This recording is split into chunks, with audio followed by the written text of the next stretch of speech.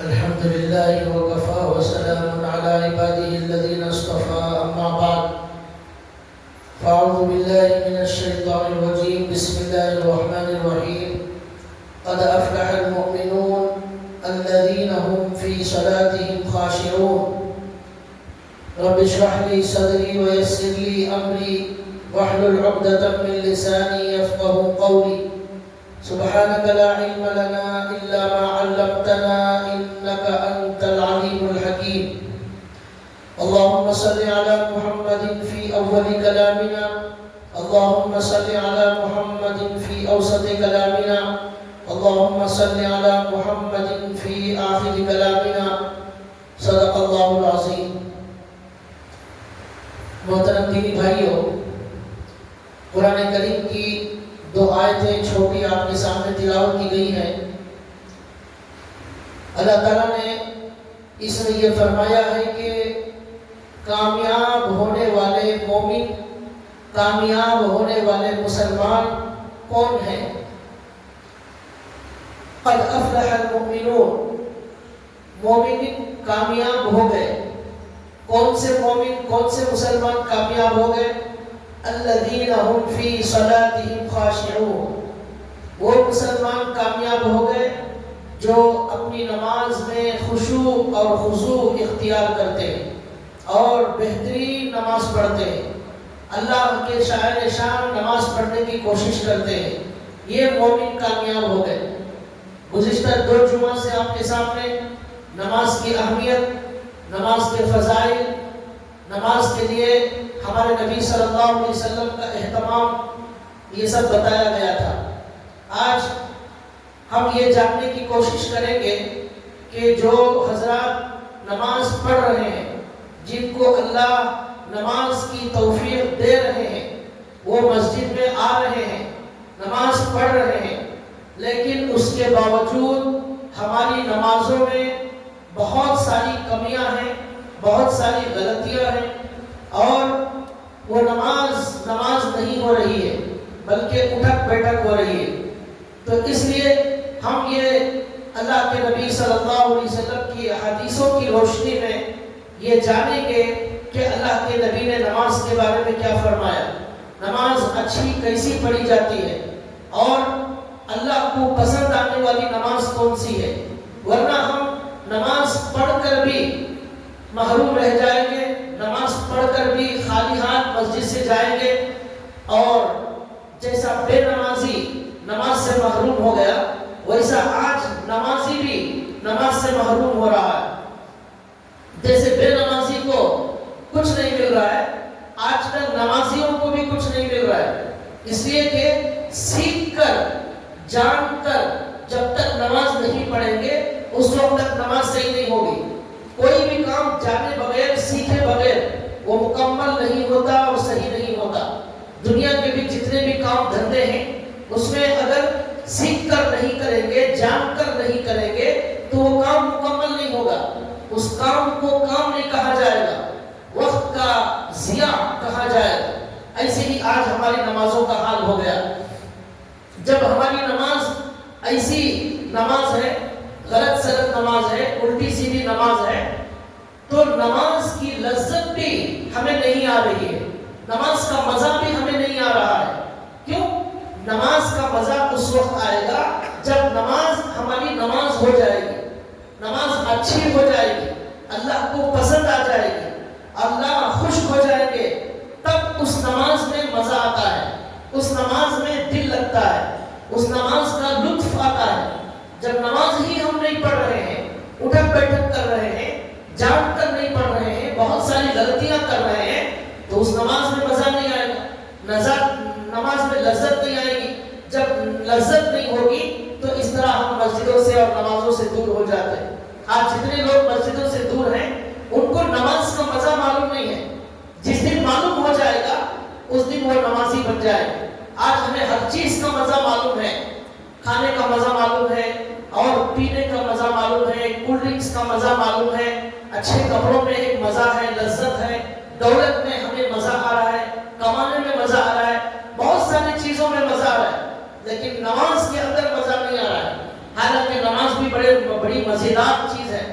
جو لوگ اسے پڑھتے ہیں اچھے طریقے سے وہ جانتے ہیں کہ اس میں کیسی لذت ہے، کیسا لطف ہے، اللہ سے بات کرنے میں کیا مزہ ہے، اللہ کے سامنے کھڑے ہونے میں کیا مزہ ہے، اللہ کے لیے تکلیف اٹھانے میں کیا مزہ ہے، یہ اللہ والے جانتے ہیں۔ ہمارے نبی صلی اللہ علیہ وسلم کے زمانے میں دو صحابہ، ہمارے نبی صلی اللہ علیہ وسلم ایک سفر پر تھے۔ جب سفر ہوتا تھا، کئی دن کا سفر ہوتا تھا، 2 دن 4 دن 8 دن کا، اور اونٹوں پر سفر ہوتا تھا۔ رات جب ہو جاتی تو کسی میدان میں قیام کرتے تھے، وہاں خیمے بنائے جاتے، خیمے عارضی، وہاں قیام کرتے، پھر صبح اٹھ کر نکل جاتے۔ ایسا معمول تھا۔ ایک جگہ اللہ کے نبی صلی اللہ علیہ وسلم نے قیام کیا اور اللہ کے نبی نے کہا کہ رات میں بیدار رہنے کے لیے 2 صحابہ تیار ہو جائیں، جو رات میں سوئیں گے نہیں بلکہ جاگ کر سب صحابہ کی نگرانی کریں گے، تاکہ کوئی دشمن رات میں آ کر حملہ نہ کرے۔ 2 صحابہ تیار ہو گئے۔ انہوں نے کہا یا رسول اللہ ہم اس خدمت کے لیے تیار ہیں۔ اب ان کو ذمہ داری دے دی گئی۔ اللہ کے رسول صلی اللہ علیہ وسلم اور تمام صحابہ سو گئے، رات کا وقت تھا۔ یہ 2 صحابہ نے آپس میں بات کی اور کہا کہ دونوں کو جاگنے کی کیا ضرورت ہے، ایک سو جائے آدھی رات، پھر اس کے بعد وہ اسے اٹھا دے، پھر دوسرا آدھی رات کے بعد جاگ جائے، وہ پھر نگرانی کرے۔ تو انہوں نے کہا ٹھیک ہے، ایک کام کرو، تم آدھی رات سو جاؤ، میں تم کو بعد میں اٹھاؤں گا، پھر تم سو جانا، پھر میں تم جاگنا، پھر میں سو جاؤں گا۔ اس طرح باری باری طے ہو گئی۔ اب ایک صحابی سو گئے، اب ایک صحابی اکیلے گھوم رہے ہیں، گشت کر رہے ہیں، دیکھ رہے ہیں، اللہ کے رسول بھی آرام فرما رہے ہیں، صحابی بھی آرام فرما رہے ہیں۔ انہوں نے سوچا اکیلے خامخواہ بیدار رہنے سے اچھا ہے میں نفل نماز کی نیت باندھ لیتا ہوں، ادھر نماز بھی ہو جائے گی اور ادھر لوگوں کی نگرانی بھی ہو جائے گی۔ یہ کہہ کر رات میں نماز میں میدان میں بالکل سناٹا، سب سوئے ہوئے ہیں، یہ اکیلے اللہ کے سامنے عبادت کے لیے کھڑے ہو گئے رکعت باندھ کر۔ اب جب نماز کے لیے کھڑے ہو گئے، ایک دشمن آیا، آ کر اس نے دیکھا دور سے کہ ایک مسلمان جاگ رہا ہے، تو اس نے دور سے ایک تیر مارا، وہ تیر ان کے بدن میں آ کر گھس گیا، اس کی وجہ سے ان کے بدن سے خون نکل کر بہنے لگا۔ اب خون بہ رہا ہے، خون بہ رہا ہے، اور ایک تیر مارا، اس کی وجہ سے اور خون بہنے لگا۔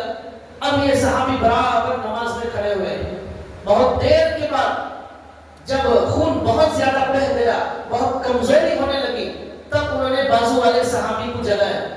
اب جا کر انہوں نے دیکھا ان کو تیر لگے اور خون بہت بہ گیا ہے، تو انہوں نے کہا اللہ کے بندے جب پہلے تیر لگا فوراً مجھے اٹھا دیتے۔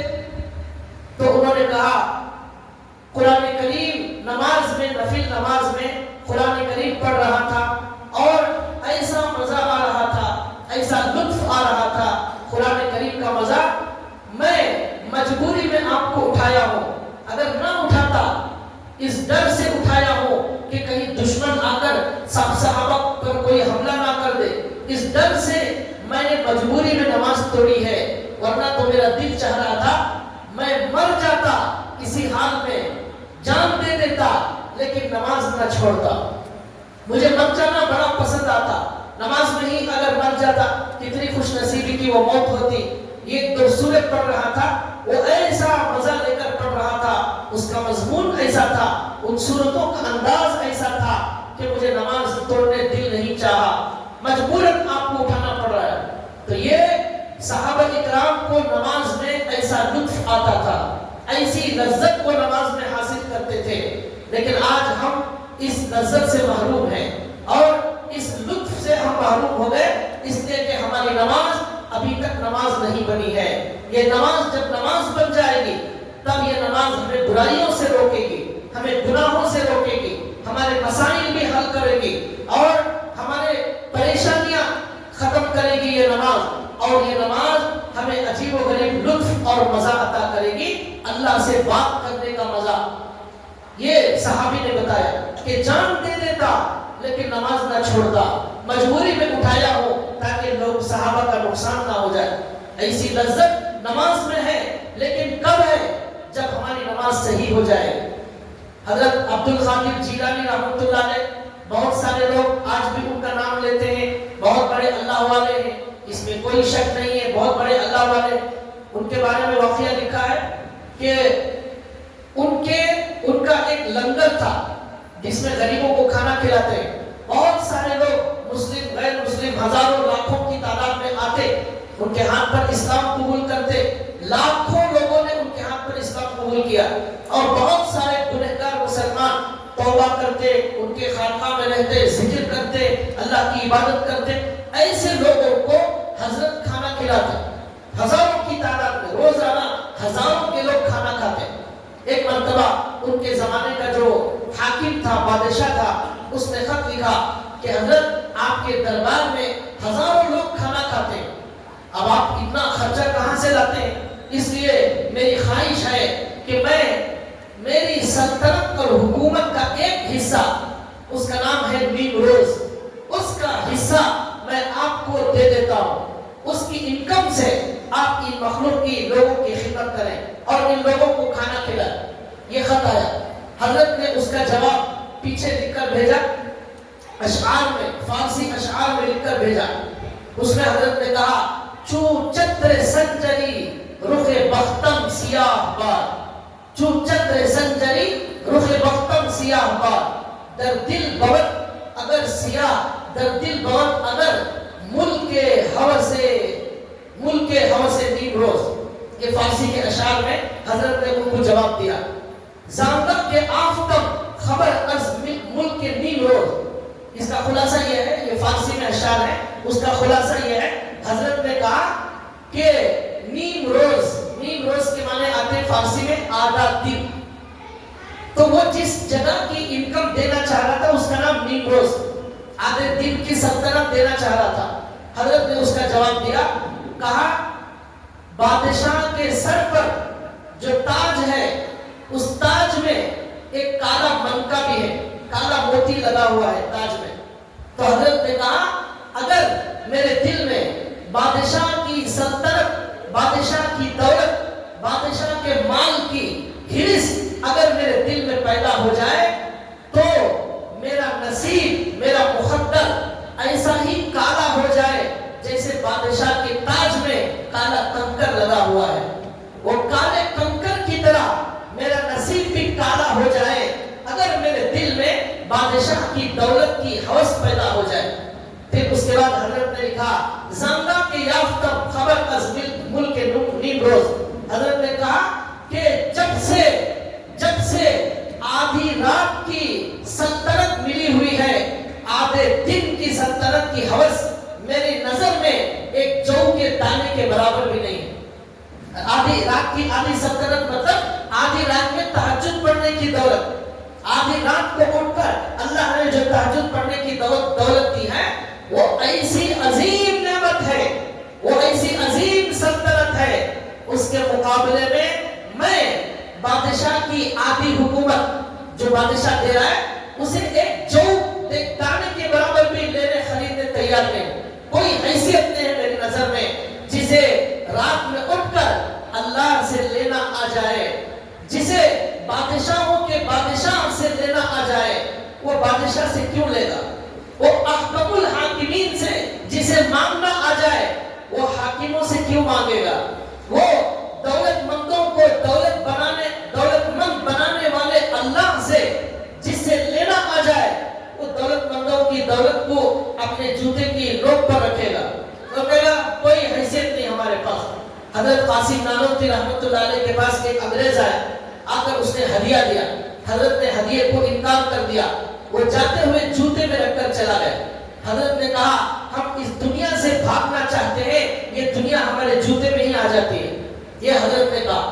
تو حضرت عبد القادر جیلانی نے بادشاہ کو جواب دیا، آپ سمجھتے ہیں میں کہاں سے کھلا رہا ہوں؟ مجھے اللہ سے لینا آ گیا ہے، آپ کو جو دینے والا ہے اس سے لینا مجھے آ گیا، اب مجھے کسی سے لینے کی ضرورت نہیں، میرا اللہ کھلانے والا بہت بڑا ہے۔ یہ کیا ہے؟ رات کی تہجد کی نماز، اس کا مزہ پڑھنے والوں کو آتا ہے، جو اٹھنا ہی نہیں چاہتے، پڑھنا ہی نہیں چاہتے، ان کو یہ کبھی بھی قیامت تک مزہ نہیں آئے۔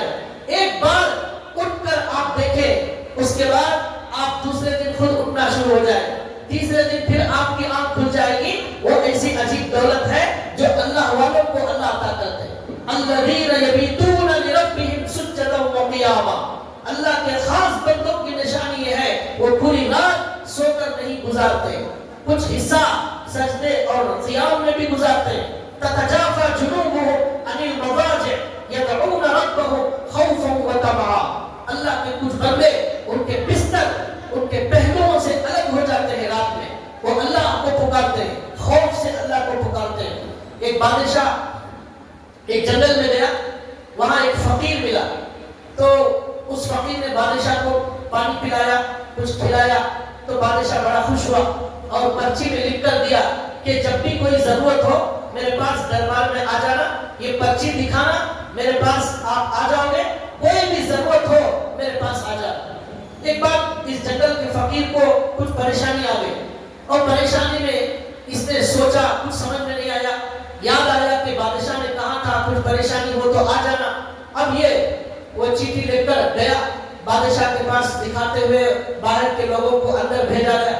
اندر جب گیا تو دیکھا بادشاہ مسلح بچھا کر اللہ سے دعا کر رہا ہے.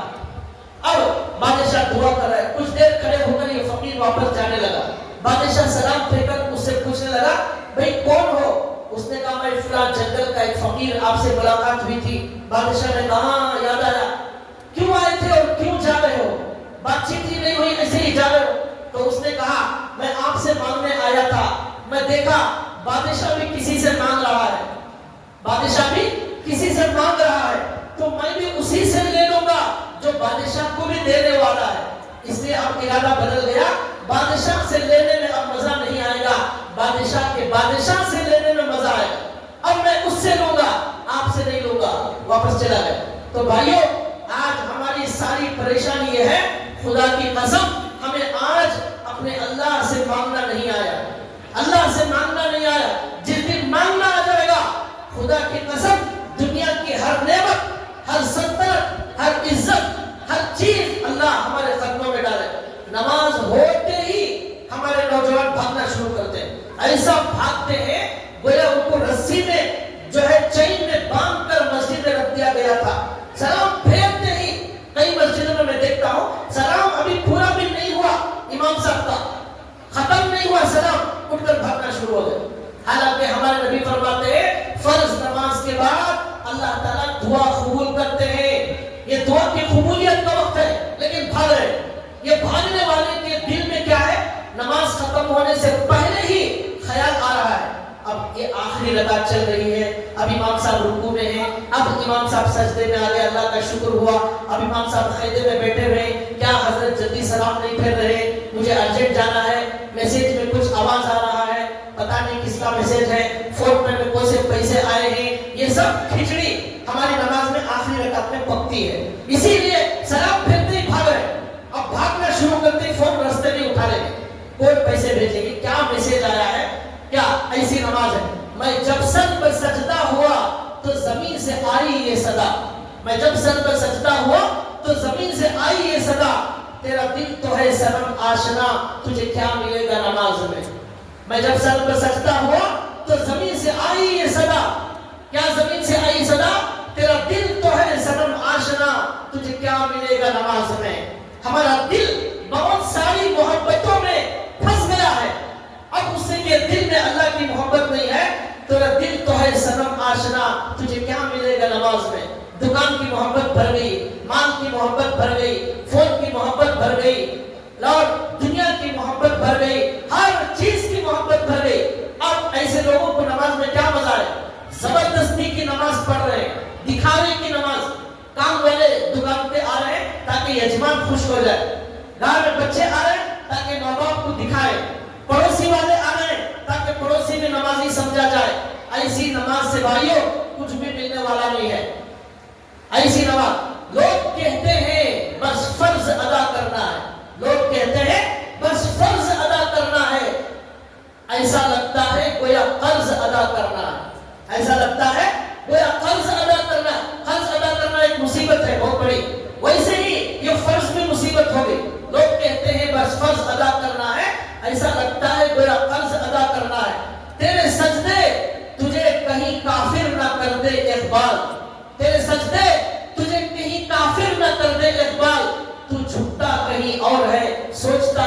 اور ہے. تیرے سجدے تجھے کافر نہ کر دے اقبال، تو جھکتا کہیں اور ہے، سوچتا کہیں اور. ایسی نماز سے بھائیوں کچھ بھی حاصل ہونے والا نہیں ہے. اللہ کے لیے جو نمازی ہے وہ اپنی نماز برباد نہ کرے. آ گئے ہیں مسجد میں، آ گئے ہیں اللہ کی توفیق سے، اب خالی ہاتھ جا رہے. ہمارے نبی صلی اللہ علیہ وسلم نے ایک مرتبہ نماز پڑھائی. نماز پڑھانے کے بعد سلام پھیرا. ہمارے نبی پیچھے مڑ کر دیکھے اور ہمارے نبی نے کہا یا فلاں یا فلاں. ہاتھ سے ہمارے نبی نے کہا او نمازی صاحب، وہ نمازی صاحب، الا تحسن صلاتک، کیا آپ اچھی نماز نہیں پڑھ سکتے؟ یہ ہمارے نبی نے کہا الا تحسن صلاتک، اپنی اچھی نماز نہیں پڑھ سکتے؟ یہ حضور نے کہا. اس کے بعد کہا آپ اچھی نماز پڑھیں گے، آپ کے ہی فائدے کے لیے اچھی نماز پڑھیں گے، آپ کا ہی فائدہ ہے، اللہ کا کوئی فائدہ نہیں ہے، اس لیے اچھی نماز پڑھو. پھر ہمارے نبی صلی اللہ علیہ وسلم نے فرمایا کہ آپ لوگ یہ مت سوچو کہ میں سامنے ادھر قبلے کی طرف میرا چہرہ ہے تو میں آپ کو نہیں دیکھ رہا ہوں. ایسا مت سمجھو، میں جیسا سامنے دیکھتا ہوں ویسا پیچھے والوں کو بھی دیکھتا ہوں. کون کیسی نماز پڑھ رہا ہے مجھے معلوم ہوتا ہے، کیسی نماز پڑھ رہے. یہ ہمارے نبی نے فرمایا. جب ہمارے نبی صلی اللہ علیہ وسلم کو اللہ نے ایسی طاقت دی تھی کہ ہمارے نبی پیچھے والے مصلیوں کو دیکھ سکتے ہیں، تو جب ہمارے نبی بھی دیکھ سکتے ہیں اللہ تعالیٰ تو ضرور دیکھ رہے. ایک حدیث میں آتا ہے ہمارے نبی صلی اللہ علیہ وسلم نے فرمایا ان تعبد اللہ کأنک تراہ فإن لم تکن تراہ فإنہ یراک. ایسی نماز پڑھو گویا کہ تم اللہ کو دیکھ رہے ہو. اگر ایسا خیال نہیں کر سکتے تو ایسا خیال کرو کہ اللہ تمہیں دیکھ رہا ہے. اللہ تو ضرور دیکھ رہا ہے. اس اللہ کو دکھانے کے لیے شاندار نماز پڑھو، بہترین نماز پڑھو. یہ نماز کے اندر شاپنگ کرنا چھوڑ دو. ہماری نماز میں شاپنگ ہوتی رہتی ہے، امام صاحب اپنا کام کرتے رہتے ہیں، ہم کیا کرتے ہیں نماز میں؟ شاپنگ. نماز پڑھے اللہ اکبر، اب لال مسجد کے پاس گئے ہیں، وہاں پر کپڑوں کی دکان میں گجری میں پھر رہے ہیں اور جو ہے کپڑے خرید رہے، کوئی جوتا خرید رہا ہے. ہماری نماز شاپنگ کی نماز، آٹومیٹک نماز. ایک اللہ والے نے کہا پہلے واچ آتی تھی، آٹومیٹک واچ، اسے کی دینا پڑتا تھا، پھرانا پڑتا تھا. ایسا وہ پھرائی تو 24 گھنٹے چل کر آٹومیٹک ختم ہو جاتی تھی، پھر پھرانا پڑتا تھا اسے. پہلے آتی تھی اب نہیں آتی. تو اللہ والے نے کہا ہماری نماز آٹومیٹک نماز ہو گئی ہے. اللہ اکبر بول دیں گے پھر ہم چلے جائیں گے، کبھی جو ہے شیواجی نگر، کبھی مارکیٹ، کبھی ادھر ادھر، سب گھوم پھر کر آئیں گے، السلام علیکم رحمۃ اللہ بول کے پھر آ جائے گی نماز. ایسی نماز، ایسی ہی نماز والوں کو کہا تیرا دل تو ہے سلام آشنا، تجھے کیا ملے گا نماز میں. تو ہمارے نبی نے صحابی کو کہا میں دیکھ رہا ہوں، سامنے بھی دیکھ رہا ہوں، پیچھے والوں کو بھی دیکھ رہا ہوں، کیسی نماز پڑھ رہے ہو. یہ ہمارے نبی نے سکھا. ایک مرتبہ ہمارے نبی صلی اللہ علیہ وسلم مسجد میں آئے اور آ کر ہمارے نبی نے دیکھا ایک آدمی نماز پڑھ رہے، ایک صحابی. نماز ختم ہو گئی، وہ صحابی آئے، آ کر انہوں نے اللہ کے رسول صلی اللہ علیہ وسلم کو سلام کیا. اللہ کے نبی نے سلام کا جواب دیا. تو اس کے بعد اللہ کے نبی نے کہا آپ نے ابھی جو نماز پڑھی ہے، قم، کھڑے ہو جاؤ، فصلی، دوبارہ نماز پڑھو، فإنک لم تصلی، آپ نے نماز ہی نہیں پڑھی ہے. قم فصلی فإنک لم تصلی، آپ نے نماز ہی نہیں پڑھی ہے. کیا ایسی نماز کوئی نماز ہے؟ جاؤ. ان کو بھیج دیا. اب وہ صحابی گئے، حضور کو کھڑے ہو کر پھر نماز پڑھنے لگے. اللہ کے نبی ان کو دیکھ رہے. اب وہ نماز پڑھے پھر آئے. اللہ کے رسول نے کہا جاؤ پھر ایک بار نماز پڑھو، ابھی نماز صحیح نہیں ہوئی.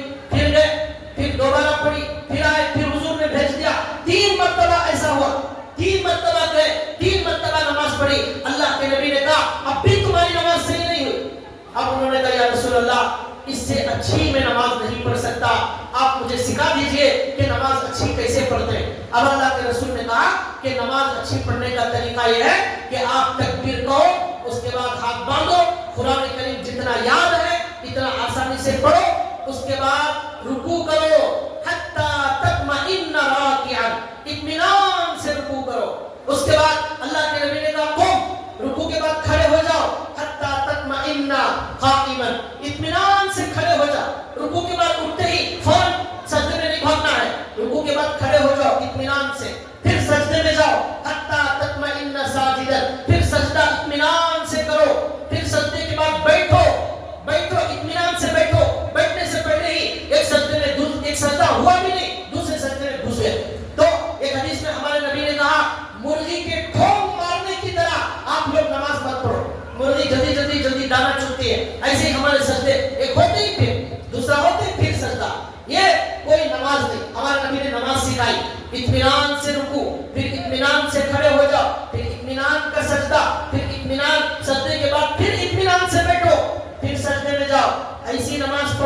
یہ ہمارے نبی نے ان کو نماز سکھائی. ایک حدیث میں اللہ کے رسول صلی اللہ علیہ وسلم نے فرمایا ان اسوأ الناس سرقة الذي يسرق صلاته الذي يسرق من صلاته. سب سے برا چور وہ ہے جو نماز میں چوری کرتا ہے. سب سے برا چور نماز میں چوری کرنے والا. صحابہ نے کہا یا رسول اللہ نماز میں چوری کیا ہوتی ہے؟ اللہ کے رسول نے فرمایا جس کا رکوع مکمل نہیں ہوتا, جس کا سجدہ مکمل نہیں ہوتا, وہ اپنی نماز میں چوری کر رہا ہے. نماز کا اللہ کے نبی کا نماز میں چوری کرنے والا. ایک حدیث میں اللہ کے رسول صلی اللہ علیہ وسلم نے فرمایا جب نماز انسان پڑھتا ہے تو نماز کے بعد فرشتے اس نماز کو لینے کے لیے آتے ہیں, اور جو بہترین نماز پڑھتا ہے, بہترین نماز پڑھتا ہے, اس کی نماز کو فرشتے لیتے ہیں اور آسمانوں پر لے کر جاتے ہیں, اور وہ نماز اس نمازی کو دعا دیتی ہے. کیا دعا دیتی ہے؟ حفظک اللہ کما حفظتنی, اللہ تیری حفاظت کرے جیسے تو نے میری حفاظت کی. اب اس کے بعد اللہ کے نبی کہتے ہیں جو لوگ بہت بدترین نماز پڑھتے ہیں, سیکھے بغیر نماز پڑھتے ہیں, جانے بغیر نماز پڑھتے ہیں, نہ رکوع معلوم, نہ سجدہ معلوم, نہ فرائض معلوم, نہ واجبات معلوم, نہ سنتیں معلوم, نہ مستحب معلوم, رکوع میں ہاتھ رکھنے کا طریقہ نہیں معلوم, کمر رکھنے کا طریقہ نہیں معلوم, سجدے میں کوہنیاں الگ ہونا چاہیے, ران پیٹ سے الگ ہونا چاہیے, سجدے میں انگلیاں ملا کر ہونا چاہیے, رکوع میں کھلی ہوئی ہونا چاہیے, تکبیر تحریمہ کہتے وقت یہ دونوں ہاتھ ہتھیلی یہ سب قبلے کی طرف ہونا چاہیے. ایسا رکعت پڑھنا غلط ہے, اور جو ایسا رکعت پڑھنا غلط ہے, ایسا رکعت پڑھنا غلط ہے, یہ بالکل ایسا ہونا چاہیے. یہ سب ہمارے نبی نے سکھایا ہے. سیکھنا نہیں چاہتے, علماء کے پاس جانا نہیں چاہتے, امام صاحب کے پاس کوئی بھی آج تک شاید نماز سیکھنے کے لیے نہیں آتا. حضرت امام صاحب ایک تعویذ دے دیجئے, حضرت امام صاحب کوئی دعا بتا دیجئے, امام صاحب ہمارا بچہ بیمار ہے دعا کر دی, اس کے لیے آتے ہیں. لیکن امام صاحب میں نماز پڑھتا ہوں, آپ میری نماز دیکھیے, میرا رکوع دیکھیے, میرا سجدہ دیکھیے. کتنی افسوس کی بات ہے 50 سال کا نمازی آج تک فرائض نہیں معلوم, آج تک اسے شرائط نہیں معلوم, واجبات نماز کیا ہے نہیں معلوم. تو پھر بھائیوں ایسی نماز کا لے کر ہم کیا کریں گے؟ اللہ کے نبی صلی اللہ علیہ وسلم نے فرمایا جو نماز بہت بدترین نماز پڑھتا ہے, نماز اسے بد دعا دیتی ہے. نماز کے بعد نماز اسے بد دعا دیتی ہے, اور نماز کہتی ہے ضیعک اللہ, اللہ تجھے ضائع کر دے, کما ضیعتنی, جیسا کہ تو نے مجھے ضائع کر دیا. یہ نماز بد دعا دے کر جاتی ہے. پھر حدیث میں آتا ہے کہ تلف کما یلف الثوب الخلق ویضرب بها وجهه. اللہ کے نبی نے فرمایا اس نماز کو جو بدترین نماز ہے پرانے کپڑے میں لپیٹ کر اس کے منہ پر مار دیا جاتا ہے. وہ نماز اوپر نہیں لے کر جاتے فرشتے, اس کے منہ پر مار دیتے ہیں. یہ کون سی نماز ہے؟ جو اللہ کو پسند آنے والی نہیں, جو سیکھے بغیر پڑھتے ہیں, جس میں رکوع ڈھکا نہیں اور سجدہ ڈھکا نہیں. بھائیوں ایسی نماز ہمارے منہ پر مار دی جاتی ہے. ایک حدیث میں آتا ہے ہمارے نبی صلی اللہ علیہ وسلم کے ایک صحابی ہیں حضرت ابو ذر غفاری, وہ اس حدیث کو روایت کرتے ہیں. انہوں نے کہا ہمارے نبی صلی اللہ علیہ وسلم نے فرمایا قیامت کے قریب, آج قیامت کے قریب ایسا ہوگا علم کو اٹھا لیا جائے گا, علم کو اٹھا لیا جائے گا. تو ان صحابی نے, ایک صحابی نے کہا حضرت زیاد ان کا نام ہے, انہوں نے کہا یا رسول اللہ علم کیسے اٹھایا جائے گا؟ جبکہ ہم قرآن پڑھ رہے ہیں, ہم اپنے بچوں کو قرآن پڑھائیں گے, وہ اپنے بعد والوں کو قرآن پڑھائیں گے, تو قرآن پڑھنا پڑھانا جب تک رہے گا علم کیسے اٹھا لیا جائے گا؟ اللہ کے رسول صلی اللہ علیہ وسلم نے فرمایا اے زیاد تیری ماں تجھ پر روئے, میں تو تجھے بڑا عقل مند سمجھتا تھا, تو یہ بھی نہیں سمجھ رہا ہے. پھر حضور نے کہا تم کہتے ہو قرآن پڑھ رہے ہیں, قرآن پڑھا رہے ہیں, علم کیسے اٹھایا جائے گا؟ یہودیوں کے پاس بھی ان کی کتاب موجود ہے توریت, انجیل عیسائیوں کے پاس موجود ہے, لیکن علم اس کا اٹھا لیا گیا. توریت موجود ہے لیکن اس کا علم اٹھا لیا گیا. انجیل موجود ہے, اس کا علم اٹھا لیا گیا. اب وہ اندھیرے میں پڑے ہوئے ہیں, اس کتاب کے اندر سے جو پیغام دیا جا رہا ہے وہ پیغام ان کے پاس موجود نہیں. اب وہ ان کے پاس اسلام نہیں, ایمان نہیں, کفر موجود ہے. ایسی کتاب کو لے کر کیا کریں گے؟ ہمارے نبی نے کہا اس طرح قرآن موجود ہوگا لیکن علم اٹھا لیا جائے گا. اب یہ ہمارے نبی نے فرمایا. اس کے بعد اسی حدیث میں آتا ہے یہ صحابہ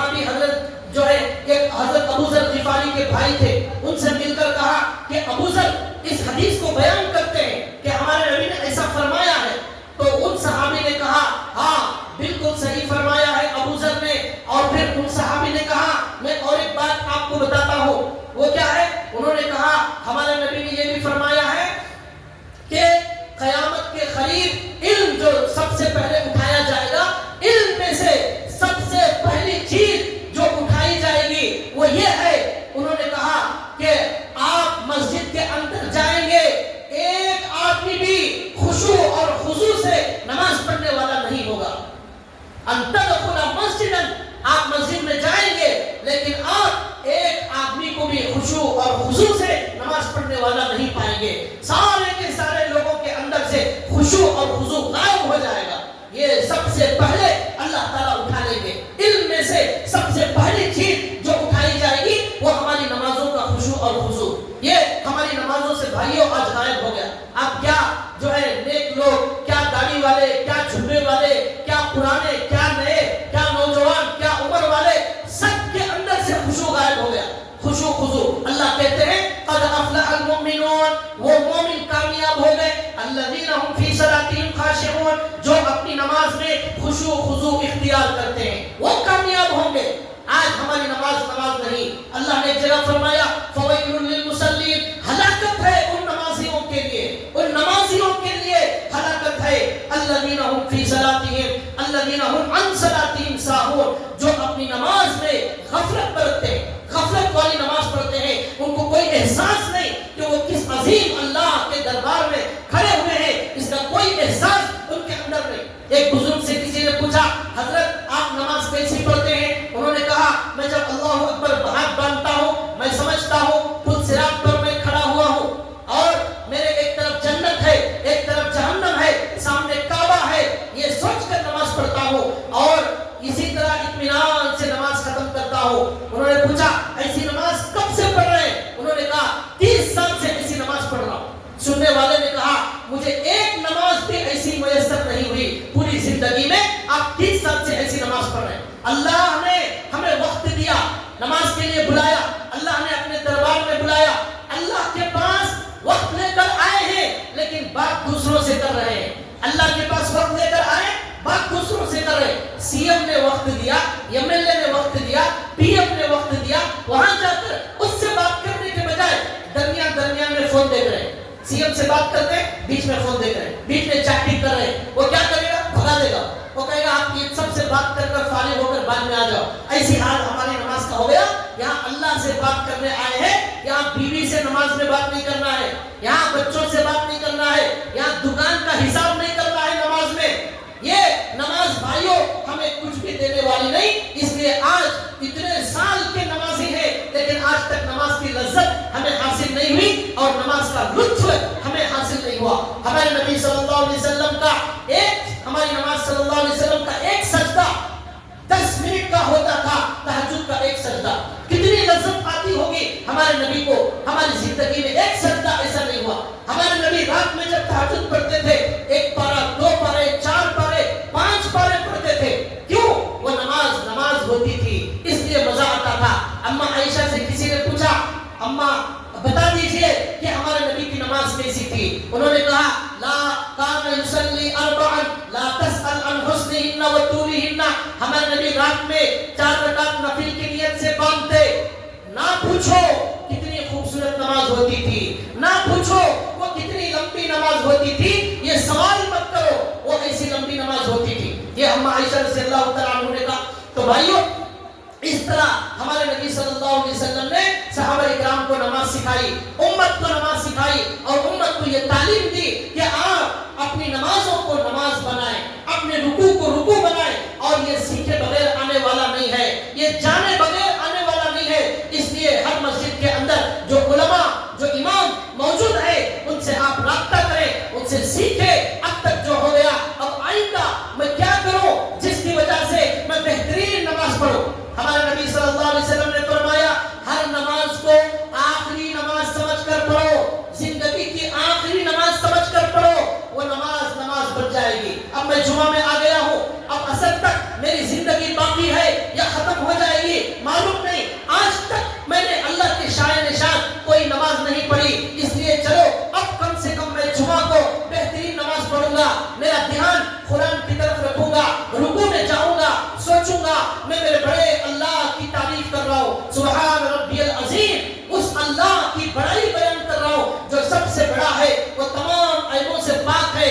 اللہ اکبر، اللہ سب سے بڑا ہے، اللہ سے بڑا کوئی نہیں، سجدے میں سبحان ربی الاعلیٰ کی طرف ہمارا دماغ رہے کہ میں اس اللہ کی بڑائی بیان کر رہا ہوں، الحمدللہ رب العالمین، اب میں اللہ کی تعریف کر رہا ہوں، الرحمن الرحیم، اب میں اللہ کی تعریف کر رہا ہوں، سوچ سوچ کر نماز کو، دماغ کو نماز میں رکھے اور یہ سوچے اب میرے پاس یہ آخری نماز پڑھنے کا موقع دیا ہے، اب مجھے پاس وقت نہیں ہے، اس لیے اب بہترین نماز پڑھو۔ ہمارے نبی نے کہا جو یہ سوچ کر اپنی زندگی کے آخری نماز سمجھ کر پڑھے گا اس کی نماز نماز بن جائے گی اور شاندار نماز بن جائے گی اور نماز کی کوالٹی ہماری اچھی ہو جائے گی۔ اور ہمارے نبی صلی اللہ علیہ وسلم نے یہ بھی بتایا نماز کو اچھی بنانے کے لیے پہلی صف میں آ کر نماز پڑھو۔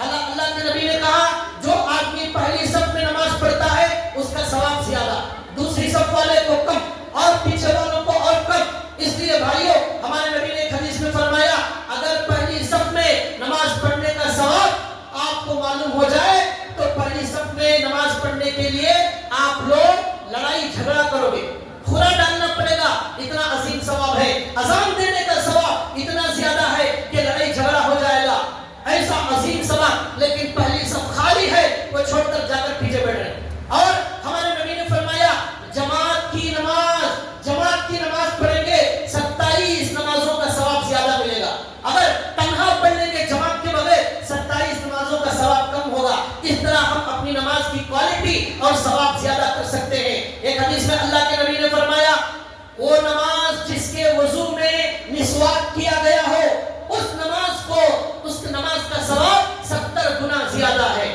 الصلاۃ التي یستاق لها، وہ نماز جس میں مسواک کی جاتی ہے اس کا ثواب 70 گنا زیادہ ہے۔ وضو میں مسواک نہیں کریں گے 70% جو ہے ثواب کم ہو جائے گا۔ ایک مسواک کرنا 1 منٹ کا کام ہے، 20 روپے کی مسواک ہے، ثواب 70 نمازوں کے برابر۔ یہ آج بہت زیادہ آفر دیا جا رہا ہے، یہ آفر قبول کرنے ہم تیار نہیں ہیں، 1 منٹ دینے تیار نہیں، 20 روپے خرچہ کرنے تیار نہیں۔ غفلت ایسی آ گئی 70 نمازوں سے محروم ہو گئے۔ بھائیو اللہ کے لیے ارادہ کرو کہ آج سے ہی مسواک کے ساتھ نماز پڑھیں گے اور 70 نمازوں کا ثواب ایکسٹرا حاصل کریں گے۔ پہلی صف میں پڑھیں گے زیادہ ثواب حاصل کریں گے، جماعت سے پڑھیں گے 27 نمازوں کا ثواب زیادہ حاصل کریں گے، مسجد میں پڑھیں گے اور زیادہ ثواب حاصل کریں گے۔ تو بھائیو یہ ہمارے نبی صلی اللہ علیہ وسلم نے فرمایا۔ آخری حدیث سنا کر بات ختم کر رہا ہوں۔ ہمارے نبی نے کہا مسجد میں جو نمازی آتے ہیں ان نماز پڑھنے والوں میں کوئی آدمی 10% ثواب لے کر جاتا ہے، کوئی 20% ثواب لے کر جاتا ہے، کوئی آدھا ثواب لے کر جاتا ہے۔ ہر نماز پر ہمیں نمبر دیا جاتا ہے، یہ 100 نمبر کی نماز ہے، یہ 50 نمبر کی نماز ہے، یہ 10 نمبر کی نماز ہے، اور ایسے بھی ہوں گے کہ خالی ہاتھ مسجد سے جائیں گے کوئی ثواب نہیں ملے گا، اللہ کو وہ نماز پسند نہیں آئے گی۔ کل قیامت کے دن جب نماز کو تولا جائے گا تو وہاں پر بتایا جائے گا تمہاری نماز کتنے نمبر کی تھی اور تمہیں اس نماز میں کتنے % ثواب ملا، یہ ہمیں بتایا جائے گا۔ تو ہم نماز پڑھ کر بھی اگر ہمارا نمبر کم آ جائے تو پھر اس کا کوئی فائدہ نہیں ہوا۔ اللہ سے دعا ہے اللہ تبارک و تعالی ہمیں بہترین نماز پڑھنے کی توفیق عطا فرمائے اور اللہ ہماری نمازوں کو نماز بنائے اور اللہ ہماری نمازوں کے اندر وہ لطف عطا فرمائے جو اللہ تعالیٰ نے اللہ اولیاء اللہ کو، ہمارے نبی کو اور صحابہ کو عطا فرمایا تھا۔ وآخر دعوانا الحمدللہ رب العالمین۔